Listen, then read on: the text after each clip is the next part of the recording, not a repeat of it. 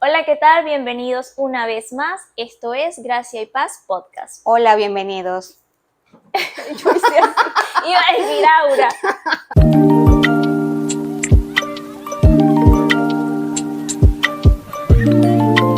Un, dos, tres.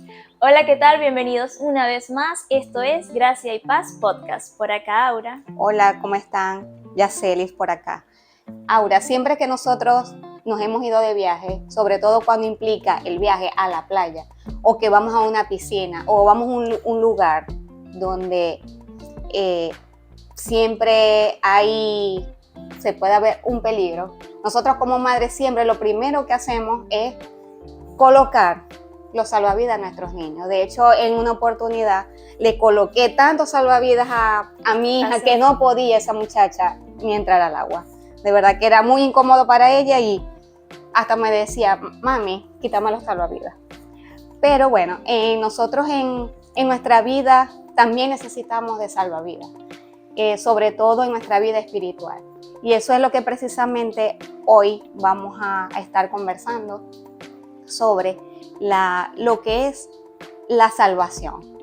Nosotros siempre hemos escuchado esa palabra al inicio, cuando empezamos en la iglesia cristiana.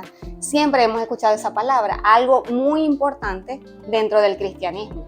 Creo que es la base fundamental de lo que significa el mensaje, el llevar la palabra, es como la esencia, el poder predicar eso. Lo que es la muestra más grande de amor que tuvo el Señor con nosotros, que es presentarnos el plan de salvación a través de Jesucristo. Exactamente. Y no sé si te pasó, pero cuando yo inicié en la iglesia cristiana, no entendí desde el principio qué significaba esa palabra salvación. No sabía a qué se refería. Porque cuando yo empecé en la iglesia cristiana fue a través de una situación en mi vida muy, muy dolorosa, la cual es por el motivo que yo fui a los pies del Señor.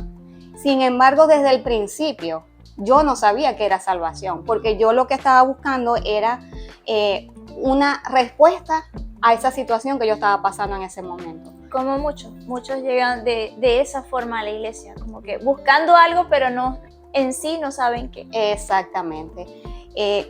Muchas veces por situaciones ya sea de índole familiar o índole de enfermedad, de cualquier cosa, nosotros siempre hemos llegado a los pies de Cristo, o la mayoría de las personas ha llegado de esa manera. Y mi caso fue ese, una situación matrimonial muy fuerte, y yo lo que quería era algo que me ayudara a sanar esa herida tan grande que tenía en mi corazón. Ese fue el principal motivo por el cual yo asistí a la iglesia. Pero entendí lo que era la salvación mucho tiempo después. Y por eso creo que es importante que nosotros comencemos a hablar de este tema que muchas veces se va obviando en las iglesias, porque el tema en las iglesias a veces son otros. No se le hace hincapié a lo que es principalmente el tema de la salvación. De presentarle a las personas el plan de salvación, que es el hecho por el cual Jesucristo vino a la tierra. Y sí, eso ocurre mucho en las iglesias. Creo que aún nosotros siendo miembros activos, como decías tú, no conocemos verdaderamente el significado de lo que es el sacrificio de Cristo. A mí me pasó. Exacto.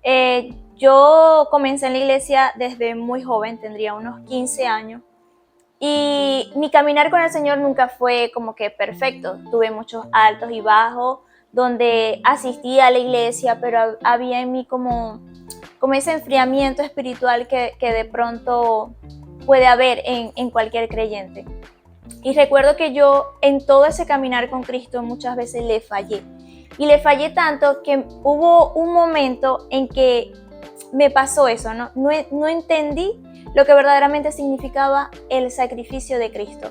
Porque yo le falté tanto a Dios que hubo un momento en que yo ni siquiera quería orar a Dios o pedirle perdón, porque yo sentía que le iba a volver a fallar. Uh-huh. Y había momentos en que yo, o sea, no podía siquiera decirle, Señor, perdóname, Señor, aquí estoy, porque no aceptaba, no sé si es que yo no me perdonaba o yo no aceptaba el perdón de Jesucristo. Porque creo que no habías entendido cómo funciona el perdón del Señor, que de ahí es donde parte todo. Sí, de hecho recuerdo eso, ¿no?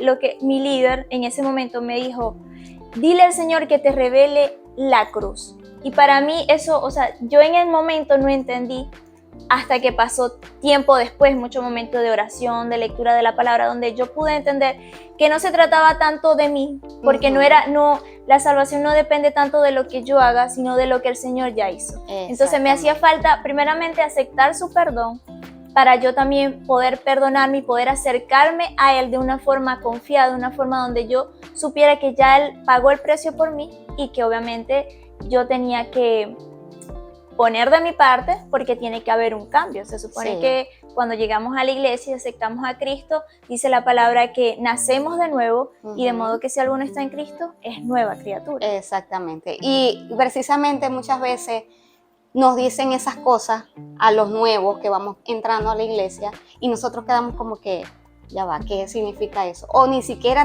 tenemos preguntas porque no entendemos.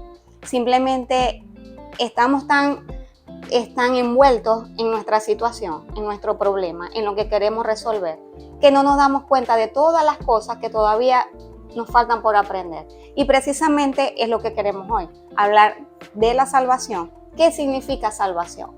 En principio, salvación viene de la palabra salvar. Y salvar es rescatar. Librar a alguien de algún peligro. De algún peligro que es de muerte. Porque ahí tenemos que ver que la salvación es para rescatarnos a nosotros de la muerte espiritual.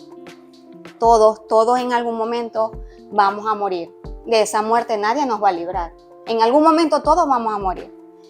Pero existe, en la palabra dice que hay una segunda muerte. Y esa segunda muerte es la que no queremos enfrentar. Porque nosotros queremos seguir en vida eterna. Entonces, cuando nosotros hablamos de salvación, muchas veces, o creo que muchas personas se preguntarán, porque eso yo me lo pregunté, pero ¿salvarnos de qué? Sí. Porque eso también es muy ambiguo. Si yo no lo leo en las escrituras, o a mí no me lo explican, yo no voy a entender. Sí, y porque desde ahí empieza el proceso. Cuando uno no conoce la verdad, no conoce las escrituras, uno piensa, es decir, yo pensaba que yo iba al cielo, que yo era lo suficientemente buena porque no había cometido tal vez, no había asesinado, no había robado o cometido algún pecado que parezca gravoso a la mente humana. Pero cuando nosotros vamos a las escrituras nos damos cuenta que todos somos pecadores, que todos en algún momento le hemos faltado a Dios con nuestros pensamientos, con nuestras acciones, con nuestra palabra. Y la misma palabra nos enseña en Romanos 3:23 que por cuanto todos pecaron, están destituidos de la gloria de Dios. Exactamente. Y ahí podrá decir la gente, pero si yo no he cometido tantos pecados, o yo ya me bauticé, o ya yo pedí perdón, pero ese pecado con el cual nosotros tenemos, forma parte de nuestra naturaleza, es decir, nosotros nacemos con ese pecado. ¿Por qué? Porque ese pecado viene desde la creación de Adán y Eva, desde la caída del hombre. Cuando Adán y Eva pecaron, entró el pecado y entró la muerte. Entonces, desde ese momento, todos nosotros, desde ese momento hasta el sol de hoy, toda persona es pecadora y es culpable. Es culpable delante del Señor. Entonces, dice también la palabra, por aquí lo tengo, dice, en Romanos 6:23, dice, porque la paga del pecado es muerte. Entonces, ahí está diciendo el Señor que nuestro castigo es la muerte. Y por tal motivo, es donde viene nuestra necesidad de salvación. Ahí es donde entra nuestro Señor Jesucristo como nuestro salvavidas, como lo quisimos enfatizar hoy en este episodio. Entonces, primeramente, ¿de qué nos vamos a salvar nosotros? de la ira del Señor. Muchas veces los atributos de Dios solamente nos enfocamos en los mejores, en que Dios es bueno y Dios es bueno, Dios es misericordioso, Dios es amor, pero también Dios tiene otros atributos que muchas veces no se dan mucho a conocer o no los estudiamos suficientemente porque tal vez no nos gustan mucho, como por ejemplo la ira de Dios, la justicia de Dios. Entonces, cuando nosotros analizamos y buscamos en la palabra esos atributos de Dios, vemos que tienen que ver mucho con nosotros, o todo con nosotros, porque nosotros somos merecedores de la ira. ¿Por qué? Porque pecamos. Primeramente, por el pecado original que se dio con Adán y Eva. Pero segundo, también porque nosotros hemos sido transgresores de la ley. Y todo aquel que sea transgresor de la ley es culpable de pecado. Entonces ahí estamos todos. No hay nadie que se salve. De hecho, la Biblia dice que no hay ni uno. Lo vemos en Salmo 14 del 2 al 3. Dice que Dios buscó entre los hombres para ver si había algún entendido. Y no encontró ninguno. Qué triste, ¿verdad? De que por más que nosotros queramos hacer por nuestra propia cuenta lo mejor, queramos cumplir la ley, no lo vamos a poder hacer. Por nuestra propia cuenta no. Dice, no hay quien haga lo bueno, ni uno. Es decir, desde que fueron creados Adán y Eva y desde que pecaron, nadie ha hecho lo bueno delante de Dios. ¿Y qué es lo bueno? Buscar a Dios. Y es difícil que el hombre por su propia cuenta busque a Dios. Sí. Siempre Dios se nos presenta y nos da la oportunidad de que nosotros podamos abrirle nuestro corazón, que es lo que nos dice Apocalipsis: yo estoy a la puerta y llamo, si alguno oye mi voz, yo entraré, cenaré con él y él conmigo. Entonces, yo creo que no hay alguien que no conozca de algún modo la palabra, que no conozca los mandamientos. Uh-huh. Y es importante que nosotros entendamos lo que verdaderamente el Señor desea o demanda de cada uno de nosotros. Primeramente, Él se nos presentó y el Señor nos amó tanto que nos dio la oportunidad de que de alguna forma nosotros podamos reconciliarnos con Dios, que fue a través de Jesús, que nos lo dice Juan 3:16, porque de tal manera amó Dios al mundo que ha dado a su Hijo para que todo aquel que en Él cree no se pierda, sino que tenga vida eterna. Y eso es lo que el Señor quiere, darnos vida eterna a todos y cada uno de nosotros. ¿Y cómo obtenemos o llegamos a esa salvación? Pues nos dice Efesios 2:8-9 que es por gracia. Dice, por gracia soy salvo. ¿Por qué por gracia? Porque es un regalo de Dios. Es algo que no merecíamos, pero que al Señor le plació darnos una segunda oportunidad a través de la fe en Jesucristo. Y dice, y esto no de vosotros, sino que es don de Dios. O sea que además de eso, Dios es quien nos da la medida de fe con la cual nosotros podamos creer a través de su Espíritu Santo, que es quien nos convence de pecado, de justicia y de juicio. Amén. Y luego termina y dice, y no es por obra para que nadie se gloríe. Es decir, que nadie puede decir que es lo suficientemente bueno para ganarse el cielo o para estar a cuentas con Dios, porque es solo a través de Jesús. Y eso es precisamente lo que muchas veces choca a la mente humana. A nosotros mismos nos dice, ¿pero por qué? ¿Por qué no puedo hacer yo nada para salvarme? Pero es que yo quiero, y mucha gente lo dice, yo quiero hacer lo que dice el Señor, yo quiero ser bueno, yo quiero ayudar a los pobres. O dice ser bueno, porque hay muchas personas que hacen buenas obras, que tienen organizaciones que ayudan a las personas, pero es que no se trata de eso, no se trata de algo que hagamos nosotros para encontrar el favor de Dios. Exactamente, el Señor o el propio Dios creó la forma de cómo llevar al hombre a la salvación, de cómo salvarlo. Es decir, nosotros pecamos, pero a la vez el Señor nos da ese plan, nos da esa opción. Y digo opción porque está ahí. Es que siempre ha sido así desde el principio, porque Dios nos dio libre albedrío, nos dio la decisión de querer adorarle o desobedecerle. Exactamente. Entonces, cuando escuchamos que a través de Jesucristo viene nuestra salvación, es porque como habíamos dicho hace rato, nosotros somos culpables delante de Dios y no nos podemos acercar al Padre. Jesucristo vino a la tierra, primeramente porque fue el único, y lo dicen las escrituras, que no cometió pecado. No tuvo pecado. Y para hacer ese sacrificio que él hizo, debía ser una persona totalmente inocente. De hecho, cuando estudiamos el libro de Juan, él pasa por varios juicios, 7 juicios, y en todos salió inocente. Pero de alguna manera el plan de Dios se tenía que cumplir. Sí. Y siempre fue crucificado. No había nada en la tierra que pudiera evitar el sacrificio de Jesús, porque eso fue lo que él vino a hacer.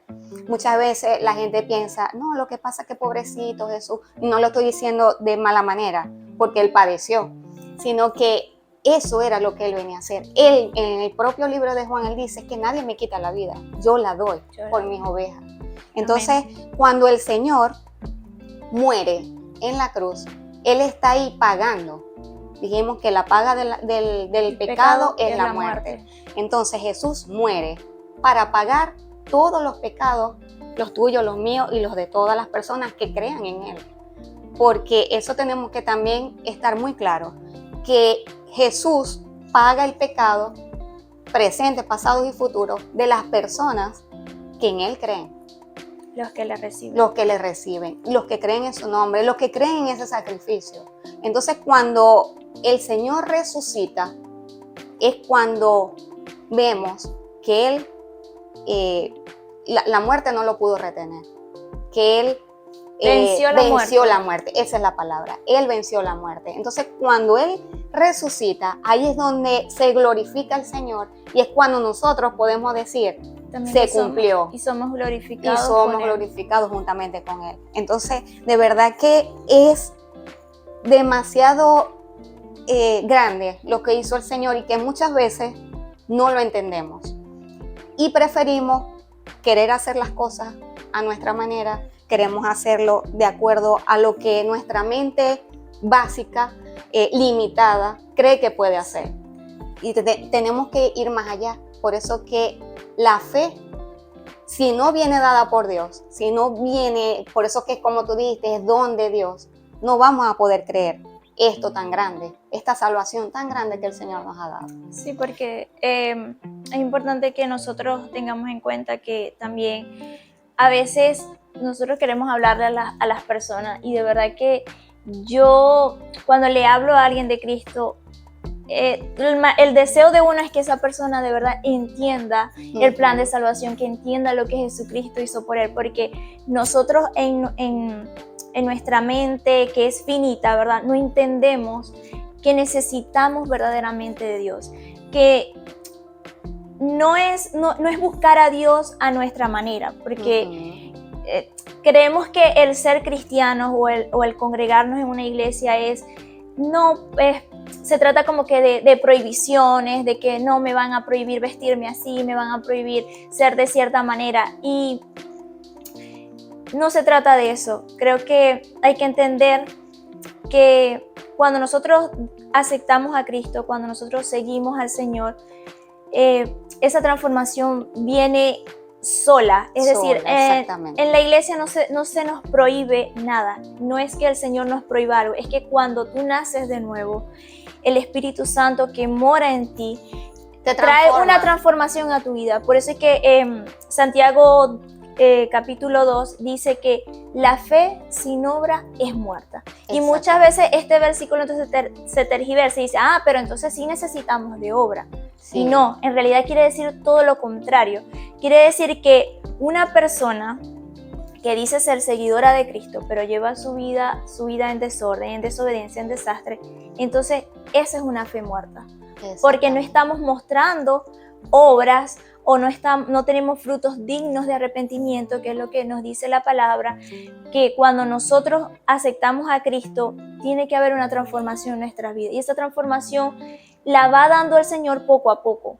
Sí. Ya el que mentía ya no va a mentir, el que robaba ya no va a robar, el que adulteraba ya no va a adulterar. Entonces, cuando dice que la fe sin obra es muerta, quiere decir que tus obras, tus buenas obras, es la evidencia de que verdaderamente tú sigues a Cristo. Exactamente. De que has sido transformado, de que has sido renovado. Y por eso es que en otro pasaje también nos dice, muéstrame tus obras. Tu fe sin tus obras. Ajá, y sí. yo te mostraré mi fe por mis obras. Porque entonces las obras es la evidencia de que Cristo ha transformado tu vida.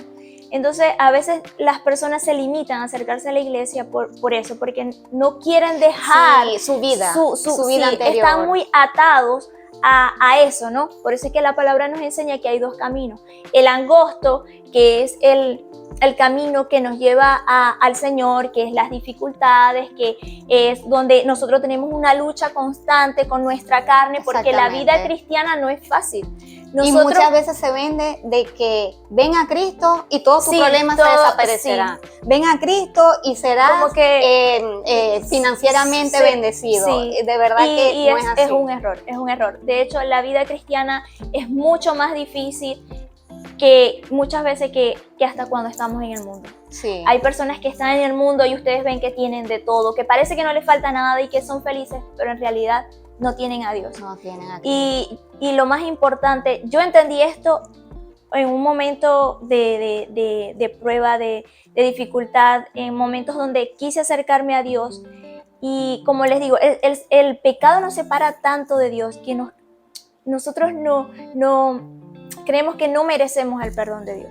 Porque así me llegué a sentir yo en algún momento de mi vida, cuando le fallé tanto a Dios que no me sentía merecedora del perdón de Dios. Pero vemos la parábola del hijo pródigo, donde aunque él fue y se perdió y derrochó todo lo que su papá le había dado, en el momento que él vino a su padre, lo recibió con los brazos abiertos, con el mejor cordero, con el mejor vestido. Así es Dios. Porque estamos hablando de un Padre misericordioso. Con cada uno de nosotros. Padre bueno, que ahí es donde sí entra lo que es los atributos de Dios. Sí. Un Padre amoroso que nos recibe como somos, y a pesar de que lo que somos, porque todos, ¿quién no es pecador?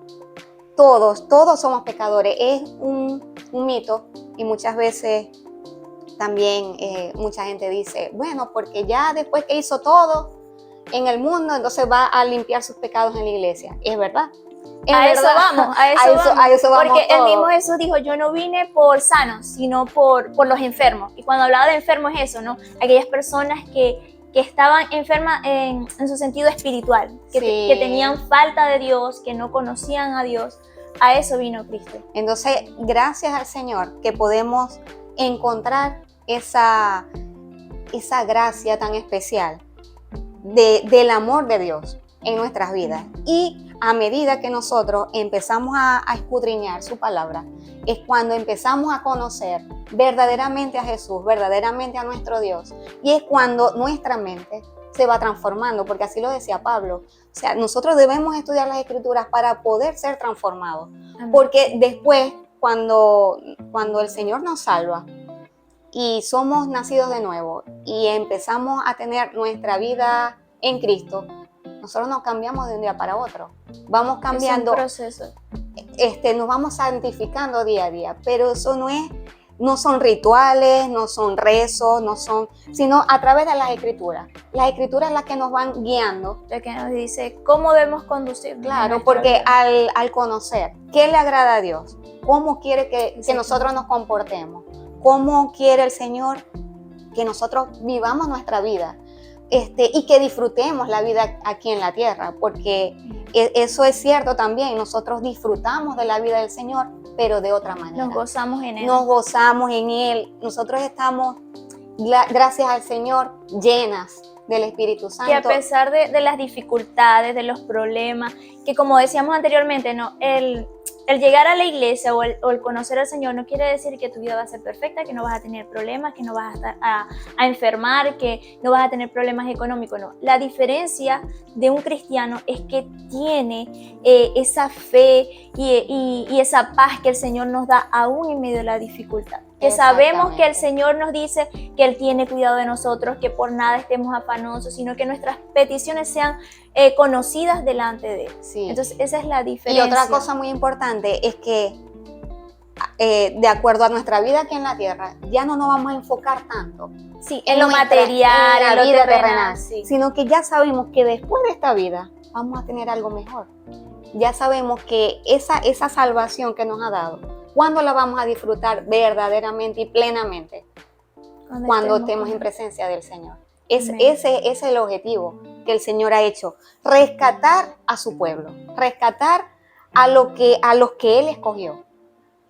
Muchas veces también decimos o se dice, bueno, pero ¿por qué Dios escoge a uno y a otros no? Que eso es otro tema que podemos hablar en otra oportunidad. Pero aquellos que son verdaderamente salvos son los escogidos del Señor. ¿Por qué? Porque cuando Jesús le da ese don a la persona para que pueda creer, para que pueda tener fe y para que pueda transformar su vida. De lo contrario, nada, como hemos dicho reiteradamente, nada podemos hacer por nuestra propia cuenta. Y ahí está una de las respuestas, que nadie sin el Señor puede ser salvo, puede llegar a la salvación. No es que yo voy a hacer esto, voy a hacer lo otro, voy a portarme bien. Debemos portarnos bien, debemos hacer obras, debemos ayudar al prójimo. Pero eso viene después de tu fe. Exactamente. Viene acompañado, pero no es eso lo que nos da la salvación para que... Y con respecto a las personas que rechazan a Dios, ¿qué sucede con ellos en este caso? Bueno, yo creo que yo siempre digo, ¿no? Que mientras hay vida, hay esperanza. Sí, es cierto. Y el Señor, cada día, yo siempre le doy gracias a Dios cada vez que despierto, porque yo le digo, Señor, gracias porque me has dado un nuevo día para poderme poner a cuentas contigo. Que si el día de ayer hice algo mal, hoy pueda de alguna forma acercarme más a Dios y dejar de hacer aquello que al Señor posiblemente le desagrade. Entonces, cada persona tiene que darle gracias a Dios por cada nuevo día que le regala, porque es un nuevo día que el Señor le da para poder conocerle. Y mientras estemos en esta tierra y tengamos vida, tenemos la oportunidad de conocer al Señor, porque el Señor siempre está a la puerta, a la expectativa de que nosotros podamos abrirle nuestro corazón y podamos recibirle. Y la palabra nos dice que el mismo Jesús dijo, yo no he venido a condenar al mundo, sino que el mundo sea salvo a través de mí. Pero él dijo que las palabras que él hablaba, las palabras que él trajo, eran las que nos iban a condenar en algún momento, porque todo aquel que no recibe a Cristo va a ser condenado. Sí, exactamente como dice en Juan 3:16. Dice, de tal manera amó Dios al mundo. Por aquí está, Juan 3, por aquí está, 16. Porque tanto amó Dios al mundo que dio a su Hijo unigénito, para que todo el que cree en Él no se pierda, sino que tenga vida eterna. Dios no envió a su Hijo al mundo para condenar al mundo, sino para salvarlo por medio de Él. Amén. Luego dice el 18, que es muy importante, el que cree en Él no es condenado, pero el que no cree ya está condenado por no haber creído en el nombre del Hijo unigénito de Dios. Entonces fíjate que, como estábamos hablando al principio, Dios dio a su Hijo por todos, pero el que cree en Él, el que cree en su palabra, el que cree en su sacrificio, el que cree que Él murió por nuestros pecados, entonces esa persona, primero, que tiene potestad de ser llamado Hijo de Dios, y segundo, que puede tener la seguridad que ha sido salvado por el Señor. Y eso es lo más importante, que debemos entender esta palabra. El Señor no nos vino a condenar. Nosotros mismos, o sea, en este caso las personas que no crean en el Señor, ellas mismas se condenan, porque ellas escucharon el Evangelio, escucharon el mensaje de salvación y lo rechazaron. Esas son las personas que se han condenado ellas mismas. Sí, porque la salvación está para todos, pero para aquellos que la reciben. Es decir, es un regalo que está gratuito, está allí, pero solo aquellos que reciban este regalo, que reciban las palabras del Señor Jesucristo, que le acepten como su único y suficiente Salvador, que reconozcan que tienen pecado, porque eso es lo importante, que nosotros reconozcamos que estamos en pecado y que necesitamos a un Salvador, que en este caso es Cristo. Es nuestro Señor Jesucristo. Bueno, hasta este momento hemos conversado gratamente de lo que el Señor nos ha dado, lo que el Señor vino a hacer en esta tierra, porque Él vino a cumplir un propósito y lo cumplió perfectamente. Y nosotros queremos en esta oportunidad hacerles llegar este mensaje para que ustedes puedan leer en sus Biblias, buscar los versículos que, bueno, se los estaremos dejando en la parte de los comentarios para que los puedan leer, los puedan ubicar en sus propias Biblias, para que puedan sentir la presencia del Señor también en sus vidas, así como lo ha hecho con nosotras, también lo puede hacer con ustedes. Entonces, bueno. Amén. Que puedan recibir esta palabra, que puedan saber que hay un Salvador, que así como nos preocupamos muchas veces por estar a salvos en esta vida terrenal, que pensemos qué va a ser de nosotros el día de mañana, que es mucho más importante, ¿no? Nuestra eternidad. ¿Qué va a pasar con nosotros si el día de mañana no estamos en esta tierra? Entonces es importante eso, ¿no? Que reconozcamos a Cristo como nuestro único y suficiente Salvador, que leamos su palabra, que si no entendemos, le pidamos al Espíritu Santo que nos dé sabiduría. Amén. Porque al principio tal vez hay muchas cosas en la palabra la cual no entendemos, pero el Señor nos dice que si alguno está falto de sabiduría, que pida a Dios, el cual dará abundantemente y sin reproche. Entonces, amén. Bueno, la invitación es esa, a que puedan congregarse si no lo hacen, puedan leer la palabra, puedan buscar a Dios en oración y puedan decirle al Señor que les revele esa cruz, ese sacrificio que hizo Él por cada uno de nosotros, por nuestros pecados, para la reconciliación de nosotros con el Padre. Amén. Bueno, hasta aquí este conversatorio y les decimos hasta luego. Chao.